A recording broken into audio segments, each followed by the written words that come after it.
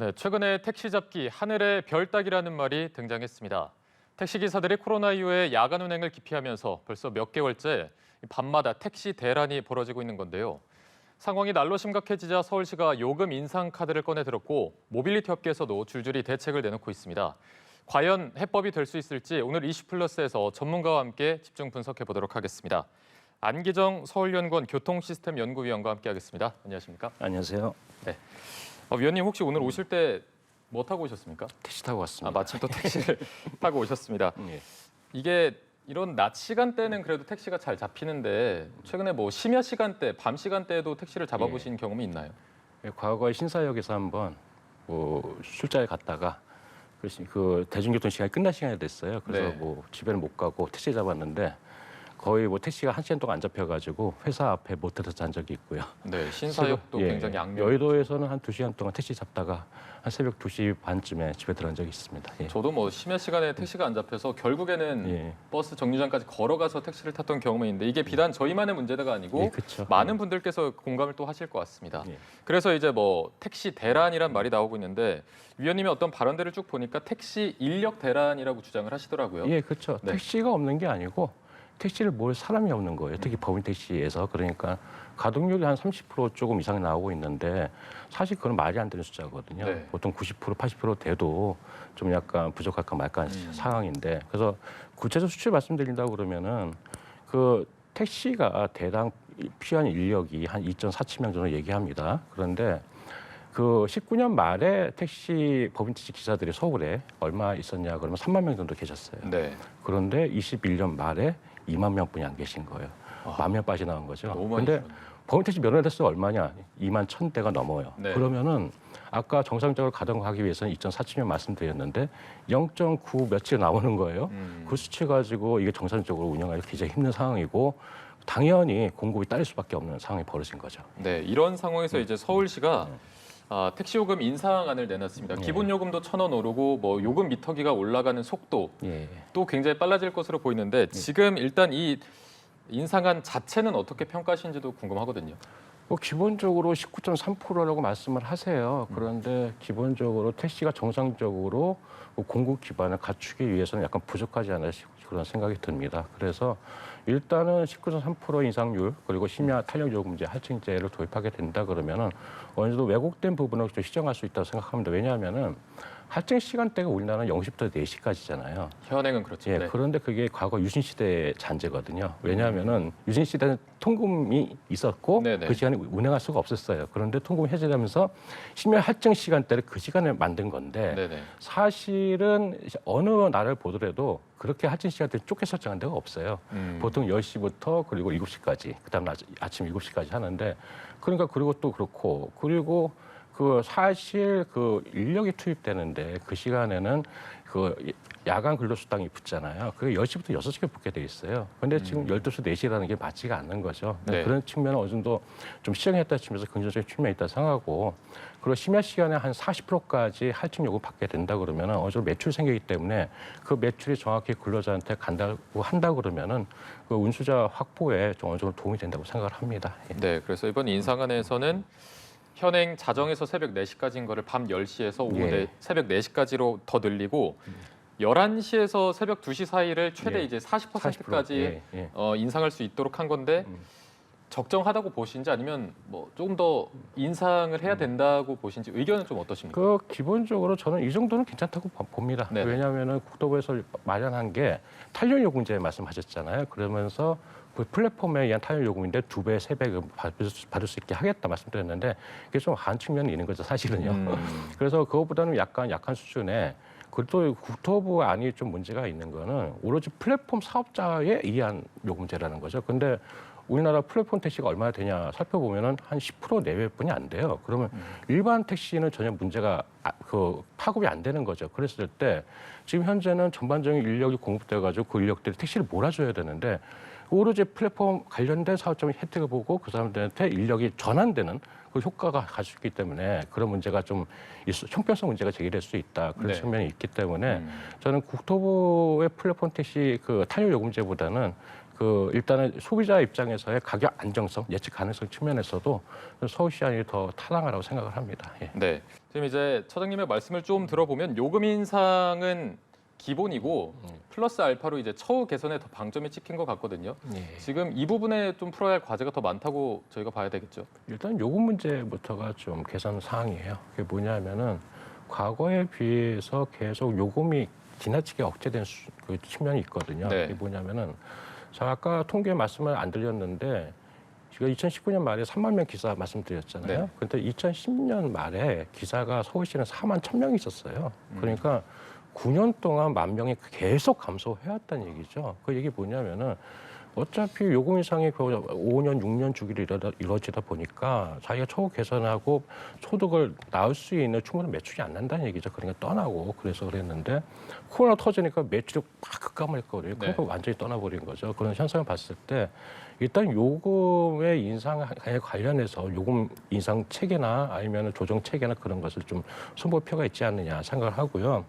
그리고 기본적으로 요금 인상했다고 그래가지고 근로자 처우가 반드시 개선된다는 보장은 없습니다. 그래서 아까 김성환 사무처장이 말씀하신 대로 그 어느 정도의 그 요금 인상 몫이 기사들한테 확실히 돌아갈 수 있도록 어떤 담보책을 좀 강구할 필요가 있지 않나 생각을 해요. 그래서 지금 어떻게 보면은 운송수익금 잔액관리제 서울시 같은 경우는 월급제를 시행하고 있지만은 네네. 굉장히 그 코로나 상황에 처하면서 굉장히 거의 유명무실화된 상황이 많이 벌어지고 있거든요. 그래서 그래도 되돌릴 필요가 있고 그럼으로써 기사들이 좀 더 혜택을 받을 수 있게 해야지만 어느 정도 효과가 있지 않을까 생각을 합니다. 예. 네, 그런 차원에서 앞서 이제 말씀해주신 부분이 그 산업금 문제가 될 것 예, 같습니다. 예. 지금 2년 전에 이미 산업금의 문제점이 지적이 되어 와서 전액관리제 이게 월급제라서 예. 어느 정도 액수를 정해놓고 여기에 미치지 못하면 월급에서 약간 까는 식으로 예. 변종 산업금 제도라고 좀 불리고 있더라고요. 이 부분에 예. 대한 대책이 절실해 보입니다. 그래서 20년부터 운송수익금 전액관리 전국 실시하게 돼 있고 네. 21년부터 월급제 서울부터 단기적으로 실시하게 돼 있는데 때가 굉장히 안 좋았죠. 마침 그때 코로나 상황이 네, 터지다 네. 보니까 운송수익금이 어떻게 보면 굉장히 급감을 해버렸잖아요. 그 기사 떠나고 그러니까 회사가 너무 어려운 거예요. 그러다 보니까 기존의 산업금 관행에서 벗어나지 못하고 일단 운송수익금 전액관리제 하면서도 산업금제 유사한 형태로 돌아가게 되고 아까 말씀드렸지만 그러면서 사실은 그 운송수익금 전액관리제 지침을 국토교통부에서 내려주는데 거기 사항에서의 그 소송 근로시간 기준이라든가 아니면은 그 성과급 배분 기준금 문제가 좀 애매모호한 측면이 있었어요. 그런 측면이 명확하게 않기 때문에 노사 인터뷰를 하면서 좀 약간 왜곡되는 형태가 많이 벌어진 거죠. 그래서 이번에는 안 그래도 단기적으로 월급제 실시해야 되고 운송수익금 전액관리제는 법상을 실시해야 될 사항이니까 좀 국토부가 그런 측면에서 확실한 지침을 내려주고 관리 감독 그리고 처벌 수준을 좀 강화할 필요가 있지 않나 생각을 합니다. 네. 그 택시 회사의 주장을 좀 보자면 근태 관리 차원에서 이런 부분이 좀 필요하다고 하더라고요. 뭐 예를 들어서 10시간 동안 손님 2~3명을 채웠는데 그거에 대한 임금을 가져가는 거는 근태 관리가 안 된다. 많이 기강이 좀 해이해질 것이다. 이런 입장을 펴고 있는데 여기에 대해서는 좀 어떻게 그래서 그 일단은 서울 같은 경우는 그 간주 소정 근로 시간이라고 그래가지고요.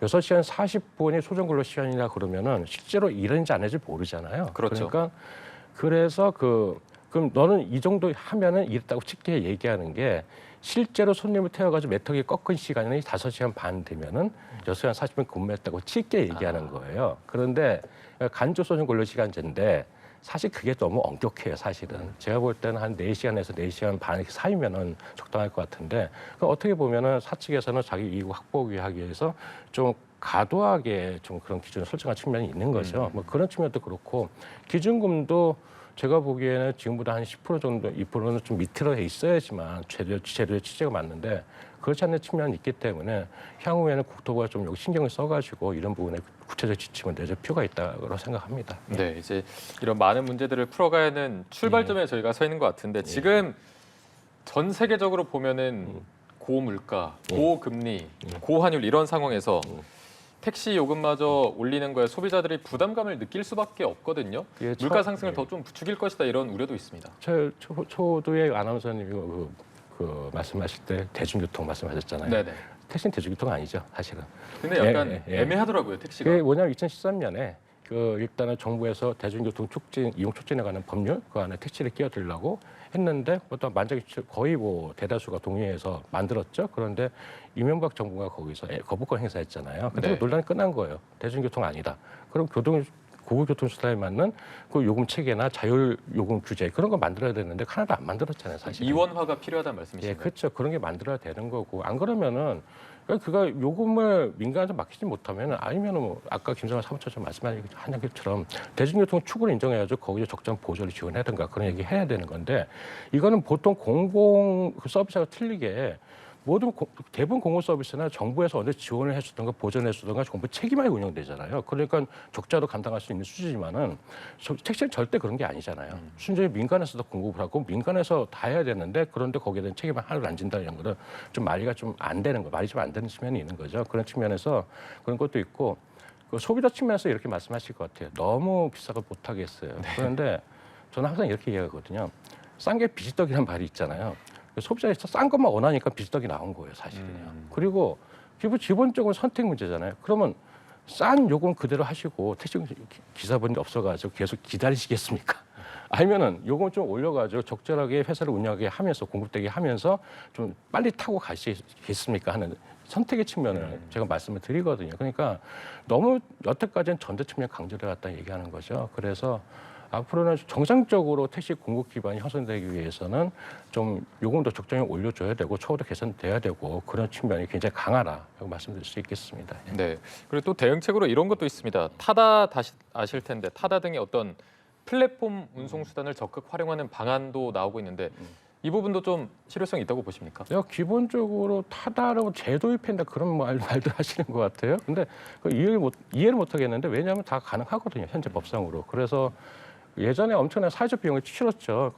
그 카풀 문제 그리고 타다 문제를 해가지고 그 많은 택시 기사분이 죽고 해가지고 굉장히 사회적 비용이 많이 발생했잖아요. 네네. 그래서 한 1년을 걸쳐가지고 사업해서 그 제도화 시켜가지고 그런 사업을 플랫폼 운송 사업으로 만들어 놨잖아요. 그래서 심의에서 허가를 받으면 충분히 운영할 수 있는 사안인데 지금 형태로는 돈이 안 된다는 얘기죠. 그러니까 왜냐 그분들을 정규직으로 고용해야 되고 막 그런 얘기 문제가 있으니까 그렇다면은 그 택시는 정규직 고용하면 안 하고 그냥 계약직 고용해도 되느냐 그런 문제가 생기는데 그 형평성 문제가 생길 수밖에 없는 거잖아요. 그래서 일단 타다나 그런 유사한 플랫폼 사업은 지금도 할 수 있고요. 충분히 할 수 있는데 기본적으로 택시 대란 문제 근본적인 원인 해소 그런 측면에서는 약간의 제한이 있을 수밖에 없다. 저는 생각합니다. 예. 이게 해외 다른 나라랑 좀 비교를 해보면 택시 요금으로 악명 높은 뭐 일본, 예. 미국, 뉴욕의 옐로캡, 런던 이런 부분에서는 기본 요금은 찾아보니까 우리나라보다 더 오히려 낮더라고요. 그런데 다른 다양 방식이 있는 거죠. 기본적으로 기본 요금은 높아요. 더 일본 같은 경우도 1kg에 480엔이니까 4,800원이니까 엄청 높죠. 그리고 그 옐로캡 같은 게 약간 우리나라 비슷하던가 좀 높던가 그래요. 근데 거기 완전히 사장이 틀리다고 생각하셔야 됩니다. 왜냐하면은 뉴욕의 맨하탄 가기 위해서는 차를 끌고 들어갈 수가 없어요. 기본적으로 대중교통을 이용하든가 아니면은 그 터널 요금 그리고 다리 요금, 주차 요금 1시간 2만 원 그러기 때문에 차를 끌고 생각 못 하거든요. 그러니까 그 측면에서는 그 영업이 잘 될 수밖에 없어요, 사실은. 그렇기 때문에 우리나라 현실하고 좀 괴리가 좀 있다 이렇게 보시면 됩니다. 네, 환경 자체가 조금 달라서 단순 비교하기는 조금 무리가 있을 것 같은데 그렇습니다. 예.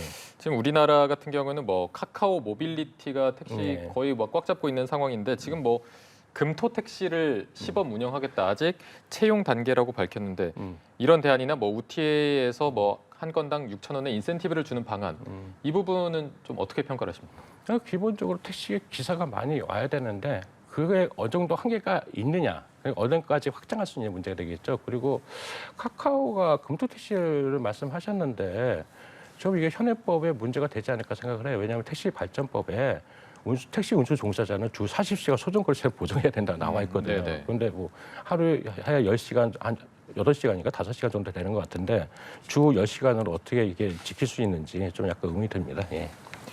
이게 어쨌든 서울시에서 택시 요금 인상 조치를 시작을 하면 이제 뭐 내년 2월쯤부터 시작될 것이다라고 얘기가 나오고 있습니다. 그렇다면 이게 결국에는 다른 지자체도 영향을 미쳐서 전국으로 좀 확대가 된다고 저희가 봐야겠죠. 예, 주시하고 있죠. 그래서 특히 뭐 경기도 인천 같은 경우에는 서울이 요금 인상 시동을 거는 순간 아마 같은 수순을 밟지 않을까 생각을 하고요. 그래서 서울시 사례가 진짜 예외가 없던 사례니까 타 지자체도 굉장히 뭐 따라가지 않을까 생각을 합니다. 예. 네, 알겠습니다. 택시업계 전반에 대해서 다각도로 분석해보는 시간을 가졌습니다. 안기정 서울연구원 교통시스템연구위원과 함께했습니다. 오늘 말씀 고맙습니다. 예, 감사합니다.